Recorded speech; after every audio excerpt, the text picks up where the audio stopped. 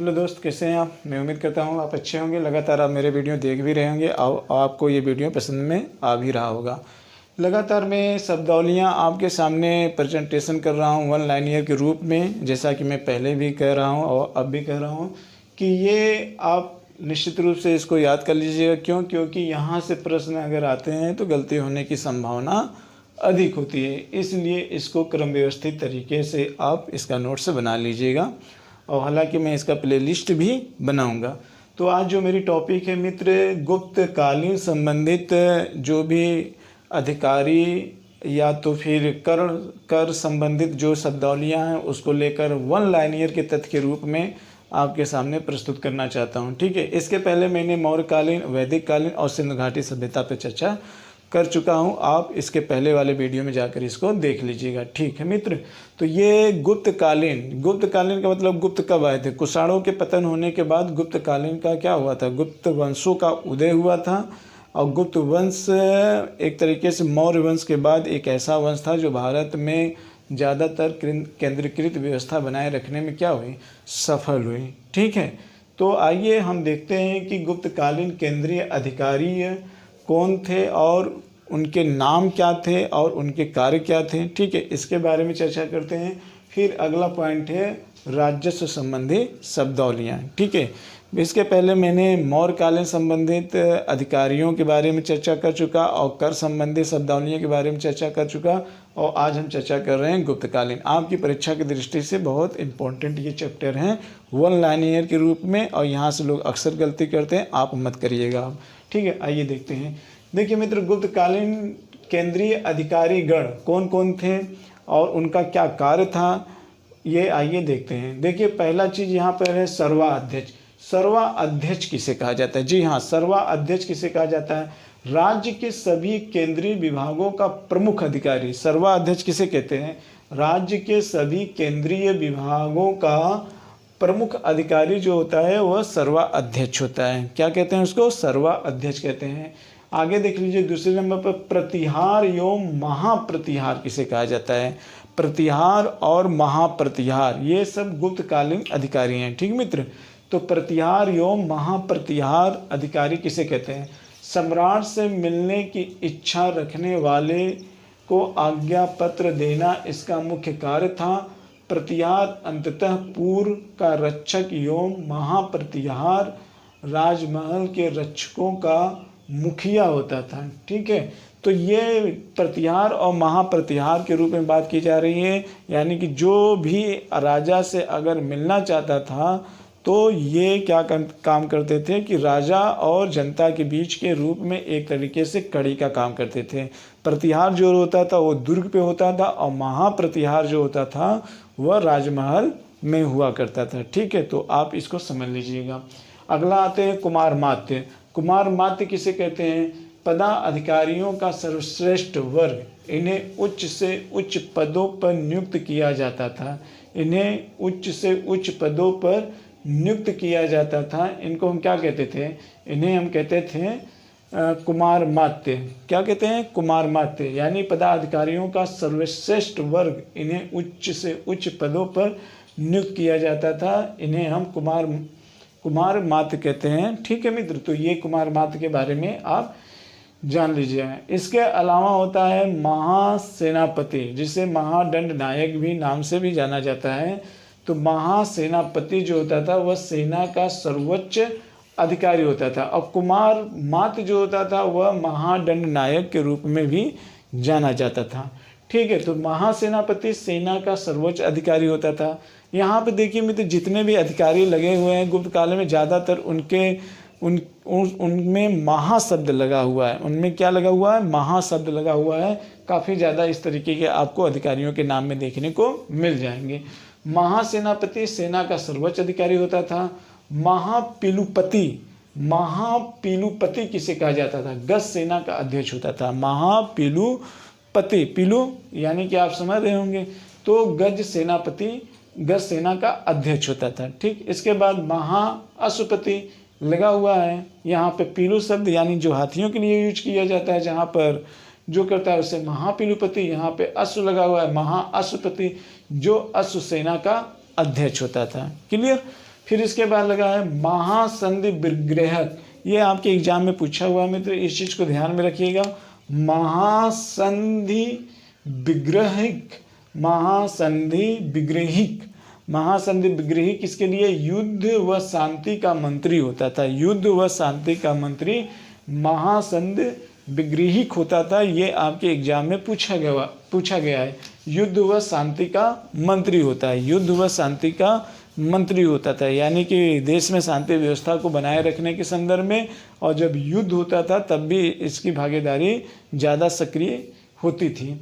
इसके अलावा दंडपाशिक किसे कहते हैं? दंडपाशिक का मतलब यहाँ पे पुलिस विभाग का मुख्य अधिकारी इस विभाग के साधारण कर्मचारियों को चाट व भाट कहा जाता था। साधारण कर्मचारियों को चाट व भाट कहा जाता था, लेकिन दंडपाशिक किसे कहा जाता था? जो पुलिस विभाग का मुख्य अधिकारी होता था, जो पुलिस विभाग का मुख्य अधिकारी होता था उसे दंडपाशिक नाम से जाना जाता था। ठीक है, अगला देखते हैं विनय स्थिति स्थापक। विनय स्थिति स्थापक किसे कहा जाता था? जो धार्मिक मामलों का प्रमुख अधिकारी होता था। धार्मिक मामलों के प्रमुख अधिकारी को विनय स्थिति स्थापक के रूप में जाना जाता है। नेक्स्ट देते हैं, नेक्स्ट क्या है? रण भांडागारिक। रण भांडागारिक किसे कहा जाता है? सैनिक की आवश्यकताओं की पूर्ति करने वाला प्रधान अधिकारी को क्या कहा जाता है? रण माने युद्ध, मतलब युद्ध कौशल, तो रण भंडागारिक, भंडा माने एक तरीके से भंडारण करना, तो सैनिक की आवश्यकताओं की पूर्ति करने वाला प्रधान अधिकारी को रण भंडागारिक कहा जाता था। ठीक, इसके बाद है महाबलाधिकृत। ये भी आपके एग्जाम में पूछा गया है।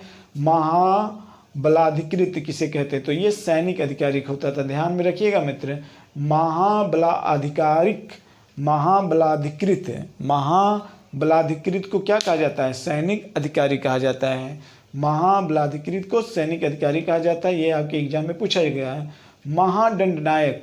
महादंडनायक युद्ध व न्याय विभाग को देखने वाला होता है। युद्ध व न्याय विभाग को देखने वाला महादंडनायक होता है। ठीक है, तो महादंडनायक ये भी है, कुमार मात्य से इसकी तुलना की जाती है कि महादंडनायक युद्ध व न्याय विभाग को देखने वाला होता है। अगला क्या है? अगला जो है महाभंडागाराधिकृत। महाभंडागाराधिकृत, तो ये आप इसको देख लीजिएगा। ठीक है मित्र, तो यहाँ पे देखिए लिखा हुआ है कि एक तरीके से इस वाले में देखिए महाबलाधिकृत यहाँ पे लिखा हुआ है और यहाँ पे रण भंडागारिक लिखा हुआ है, लेकिन फिर यहाँ पे लिखा है महाभंडागाराधिकृत। इसका मतलब क्या हो गया? राजकोष का प्रधान होता है। इसका देखिए यहाँ पे महाभंडागाराधिकृत, यहाँ पे राजकीय कोष का प्रधान होता है। ठीक है मित्र, ये थोड़ा सा टिपिकल नाम है, इसको आप कंठस्थ कर लीजिएगा। ठीक है, इसको या एग्ज़ाम के समय रिवाइज, आप एक बार एग्ज़ाम देते समय इसको रिवाइज करके ज़रूर जाइएगा। क्यों? क्योंकि इसके नाम थोड़ा सा टफ हैं, पढ़ के जाएंगे तो यहाँ से क्वेश्चन आपसे मिस नहीं होगा। ठीक है, तो महाभंडागाराधिकृत में राजकीय कोष का प्रधान होता है। अगला देखते हैं महाअक्ष पट्टालिक। महाअक्ष पट्टालिक किसे कहा जाता है? अभिलेख विभाग का प्रधान होता था। तो महाअक्ष पट्टालिक मतलब क्या होता था? अभिलेख विभाग का प्रधान होता था। अगला देख लेते हैं ध्रुवीकरण, यानी कि ध्रुवाधिकरण। ध्रुवाधिकरण कर वसूलने वाले विभाग का प्रधान होता था। यहाँ पे देखिए लिखा हुआ है ध्रुवाधिकरण।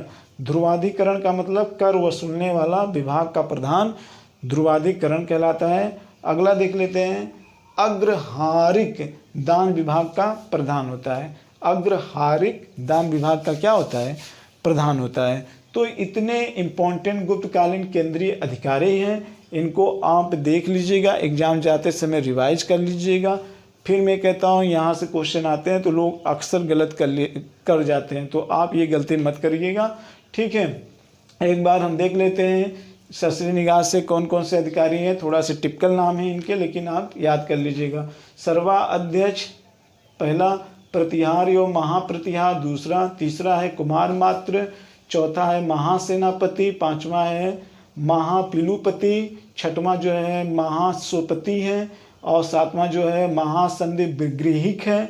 8वां जो है दंडपाशिक है, 9वां जो है विनय स्थिति संस्थापक है, 10वां जो है रणभंडागरिक है, 11वां जो है महाबलाधिकृत है, 12वां जो है महादंड नायक है, 13वां जो है महाभंडागरिधिकृत है, और 14वां जो यहाँ पे है महाअक्ष पटलिक है, और 15वां जो है ध्रुवाधिकरण है, और 16वां अंत में क्या है अग्रहारिक है। अग्रहारिक है जो दान विभाग का प्रधान होता था।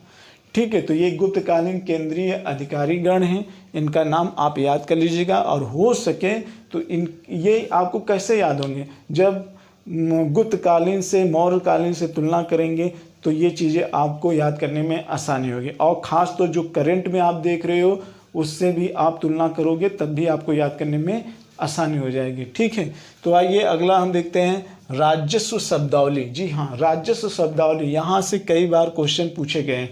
जिस तरीके से मौर्यकालीन संबंधित राजस्व शब्दावलियाँ मैंने बताया था, उसी तरीके से गुप्तकालीन भी राजस्व शब्दावलियाँ हैं। यहाँ से अक्सर क्वेश्चन आते हैं, तो आप गलती मत करिएगा। आइए देख लेते हैं कि कौन कौन से राजस्व शब्दावलियाँ हैं और उनका क्या अर्थ होता है। तो राजस्व शब्दावलियाँ में देख लेते हैं, यहाँ पे क्या लिखा है ध्रुवाधिकरण। ध्रुवाधिकरण का मतलब क्या होता है मित्र, तो ध्रुवाधिकरण का मतलब ये होता है भूमि संग्रह करने वाला पदाधिकारी जो होता है वह ध्रुवाधिकरण के रूप में जाना जाता है, जो भूमि संग्रह करने वाला पदाधिकारी होता है। ठीक है, यानी भूमि कर से रिलेटेड है यहाँ पर।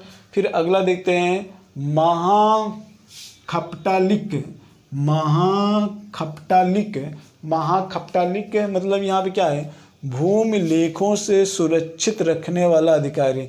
भूमि लेखों को सुरक्षित रखने वाला अधिकारी क्या कहलाता है, भूमि लेखों को सुरक्षित रखने वाला अधिकारी क्या कहलाता है, महाखपटालिक कहलाता है। अगला यहाँ पे देख लेते हैं न्यायाधिकरण।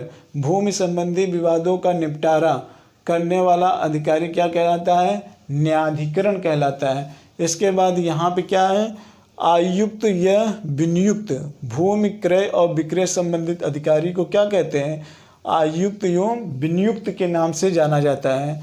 अब आते हैं उद्रंग शब्द किसके लिए किया जाता है। तो उद्रंग देखिए मित्र, यहाँ से जो ये ऊपर वाली चीज़ें हैं थोड़ा सा यहाँ पे मिस हो गया है, इस चीज़ को ध्यान में रखिएगा। ऊपर जो है वो भी एक तरीके से गुप्तकालीन केंद्रीय अधिकारी हैं, जो यहाँ तक केंद्रीय अधिकारी बताए हैं। ऊपर 4 और हैं, ध्रुवाधिकरण है, महाखपटलिक है, न्यायाधिकरण में है, और आयुक्त एवं विनियुक्ति हैं। ये भी अधिकारी हैं और इनसे संबंधित कार्य यहाँ पे बताया गया है। ठीक है, इसके बाद जो नीचे हैं उद्रंग, उपरिकर, भाग कर, भोग कर, हरदंड कर, ये सब कर हैं। इन करों को आप याद कर लीजिएगा। देखिए यहाँ पे उद्रंग, ये आपके एग्जाम में पूछा गया है। उद्रंग क्या है, इस चीज़ को जान लेते हैं। उद्रंगम मतलब कि अस्थायी कृषकों से लिए जाने वाला कर कहलाता है उद्रंगम। क्या कहलाता है, उद्रंगम। ठीक है, इसके बाद दूसरा जो कर है उपरिकर। ये सब पूछा गया है, ध्यान में रखिएगा, ये सब पूछा गया है आपके एग्जाम में।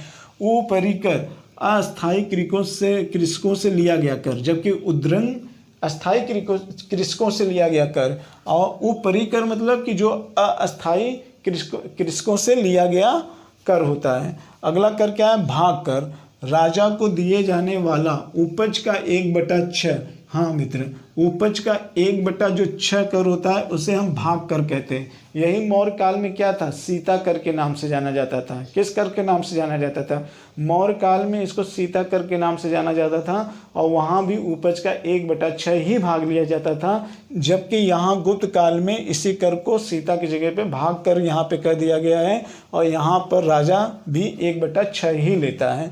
ठीक है, अगला देखते हैं भोग कर। राजा को फल और सब्जियों के रूप में दिए जाने वाला कर। जी हाँ, राजा को फल और सब्जियों के रूप में दिए जाने वाले कर को हम यहाँ पे क्या कहेंगे, भोग कर कहेंगे। तो भाग और भोग कर ये दोनों आपके एग्जाम में पूछा गया है। ठीक है, और सीता कर, इसमें कंफ्यूज मत होइएगा। इसके बाद आता है हल दंड कर। हल पर लगने वाला कर क्या कहलाता है, हल दंड कर कहलाता है। शुल्क क्या होता है, शुल्क का मतलब कि सीमा बिक्री कि पशुओं पर लगने वाला कर शुल्क कहलाता है। इसको कौन सा कर कहते हैं, शुल्क कर कहते हैं। ठीक है मित्र, तो आप ये ध्यान में रखिएगा, ये भी गुप्तकालीन संबंधी जो कर संबंधी शब्दावलियाँ हैं, उद्रंग, ऊपरी कर, भाग कर, भोग कर, ये चारों आपके एग्जाम में आ चुके हैं। ठीक है, चारों आपके एग्जाम में आ चुके हैं। एक बार और सुन लीजिए, उद्रंग कर, ऊपरी कर, भाग कर और भोग कर, ये गुप्तकालीन संबंधी जो कर हैं ये आपके एग्जाम में आ चुके हैं, तो इसको जरूर याद कर लीजिएगा। इसके अलावा जो मैं गुप्तकालीन केंद्रीय अधिकारी बताया हूँ तो उसमें आपके कुछ इम्पोर्टेंट है, उसको याद कर लीजिएगा। जैसे कि यहाँ पर आप याद कर लीजिएगा, जैसे कि न्यायाधिकरण किसे कहा जाता है, फिर इसके बाद यहाँ पर है महादंडनायक किसे कहते हैं, फिर कुमार मात्य किसे कहते हैं, फिर सर्वाध्यक्ष किसे कहते हैं। ठीक है, तो और एक और है मलाधिकृत कर महाबलाधिकृत अधिकारी किसे कहते हैं, तो महाबलाधिकृत, न्यायाधिकरण, कुमार मात्य, ठीक है, इसके बाद प्रतिहार और महाप्रतिहार और सर्वाध्यक्ष, इतने इम्पॉर्टेंट गुप्तकालीन अधिकारी हैं आपके एग्जाम से दृष्टि से। इसी प्रकार मैंने मौर्यकालीन में भी बताया है कौन आपके लिए इम्पॉर्टेंट हैं। ठीक है मित्र, तो मुझे लगता है ये सारी चीज़ें आपको समझ में आ गई होगी, कौन कर हैं और किससे संबंधित हैं। ठीक है, तो अब इसके बाद जब नेक्स्ट टाइम आएगा वो दिल्ली सल्तनत से रिलेटेड संबंधित कर आएंगे और दिल्ली सल्तनत से संबंधित प्रशासनिक शब्दावलियाँ आएंगे। तो सिंधु घाटी सभ्यता हमने पढ़ लिया, वैदिक सभ्यता पढ़ लिया, वैदिक सभ्यता के बाद मैंने मौर्य के बारे में भी पढ़ लिया और गुप्त के बारे में भी मैंने पढ़ लिया। अब इसके बाद जो आएगा वो दिल्ली सल्तनत संबंधित शब्दावलियाँ आएंगी। ये अब तक आपने जो पढ़ा ये एक तरीके से कहीं ना कहीं भारतीय इतिहास के हिंदू धर्म से रिलेटेड सारी शब्दावलियाँ थी, लेकिन अब जो आने वाली हैं आपके सामने वह एक तरीके से इस्लाम से संबंधित सारी शब्दावलियाँ आएंगी। और इसको भी आपको समझना होगा, क्योंकि आप एक सिस्टम का हिस्सा बनने जा रहे हो और भारत विविधता का देश है, तो यकीनन आपको इन सारी शब्दावलियों की समझ होनी चाहिए। यदि आपको लोगों की मानसिकता की या उनकी भावनाओं को समझना है तो भाषा का एक ज्ञान होना भी आवश्यक है। इसलिए आपके सामने इस तरीके से वर्गीकृत करके मैं सारी चीज़ों को लेकर आपके सामने प्रस्तुत कर रहा हूँ। तो इसी के साथ मुझे इजाज़त दीजिए। जय भारत, जय हिंद।